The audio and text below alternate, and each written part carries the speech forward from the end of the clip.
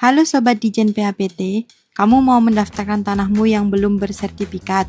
Gimana sih prosesnya? Kamu bisa mengajukan permohonan hak atas tanah melalui kegiatan pendaftaran pertama kali untuk konversi, pengakuan, dan penegasan hak. Apa bedanya ya? Atas bidang tanah yang alat bukti tertulisnya lengkap dan alat bukti tertulisnya tidak lengkap, tetapi ada keterangan saksi maupun pernyataan yang bersangkutan, ditegaskan konversinya menjadi hak atas tanah. Atas bidang tanah yang alat bukti kepemilikannya tidak ada, tetapi telah dibuktikan kenyataan penguasaan fisiknya selama 20 tahun, diakui haknya sebagai hak atas tanah. Lalu, bagaimana prosesnya? Pemohon datang ke kantor pertanahan untuk menyerahkan berkas permohonan yang berisi dokumen persyaratan permohonan sesuai ketentuan yang berlaku.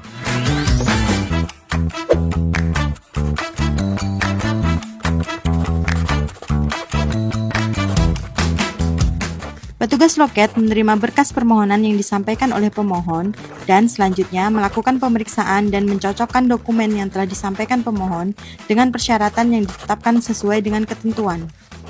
Apabila berkas permohonan yang disampaikan telah lengkap dan sesuai dengan ketentuan yang berlaku, maka petugas loket melakukan input data pada sistem aplikasi yang disediakan oleh Kementerian ATR BPN.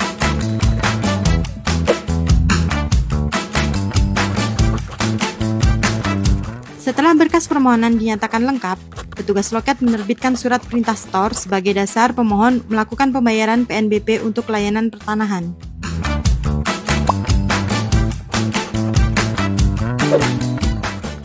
Selanjutnya, pemohon melakukan pembayaran sesuai dengan kode billing yang tertera pada surat perintah setor melalui bank persepsi yang disediakan.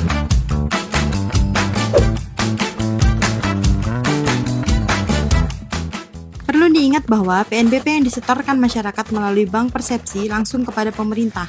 Pemohon harus mewaspadai apabila ada permintaan pembayaran layanan pertanahan yang ditujukan kepada rekening pribadi.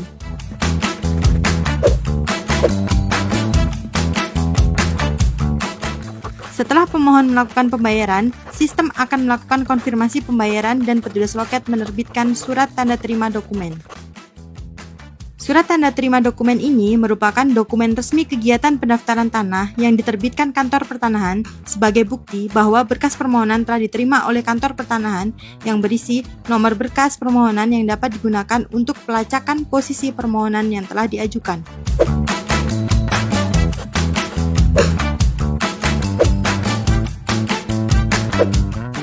Setelah menerima surat tanda terima dokumen, pemohon diminta untuk melakukan pemasangan patok batas yang disetujui oleh tetangga yang berbatasan dan menunggu jadwal pengukuran dan pemeriksaan lapang.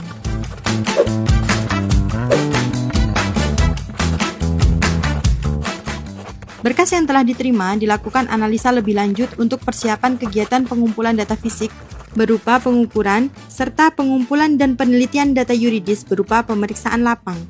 Selanjutnya, petugas kantor pertanahan akan menjadwalkan kegiatan dimaksud serta memberitahukan kepada pemohon. Petugas kantor pertanahan datang ke lokasi bidang tanah untuk melakukan kegiatan pengumpulan data fisik serta pengumpulan dan penelitian data yuridis.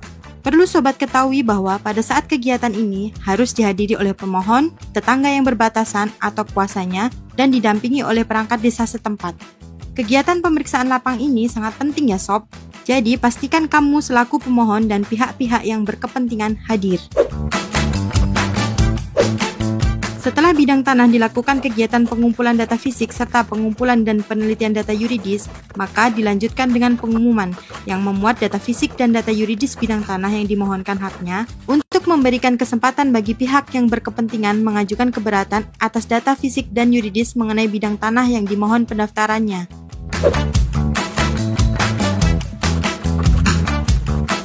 Apabila ada keberatan saat pengumuman data fisik dan data yuridis, maka akan dilakukan penyelesaian terlebih dahulu sebelum dilaksanakan kegiatan penegasan konversi dan pengakuan hak. Setelah jangka waktu pengumuman berakhir, maka data fisik dan data yuridis disahkan oleh Kepala Kantor Pertanahan dan berdasarkan berita acara pengesahan data fisik dan data yuridis, selanjutnya dilaksanakan kegiatan penegasan konversi dan pengakuan hak oleh Kepala Kantor Pertanahan. Berdasarkan alat bukti baru yang diajukan oleh pemohon dan kegiatan penegasan konversi dan pengakuan hak, maka hak-hak atas tanah dibukukan dalam buku tanah.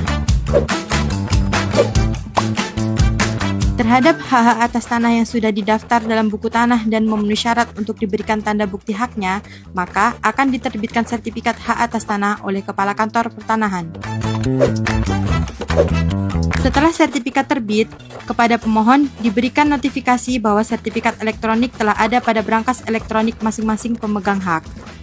Dan apabila pemegang hak ingin mendapatkan salinan resmi sertifikat elektronik yang dicetak dalam secure paper, maka kepada pemegang hak akan diberikan salinan resmi sertifikat elektronik tersebut. Mudah bukan? Jadi, ayo urus sendiri sertifikatmu. Ada oknum nakal? Adukan saja melalui kanal resmi Kementerian ATR BPN.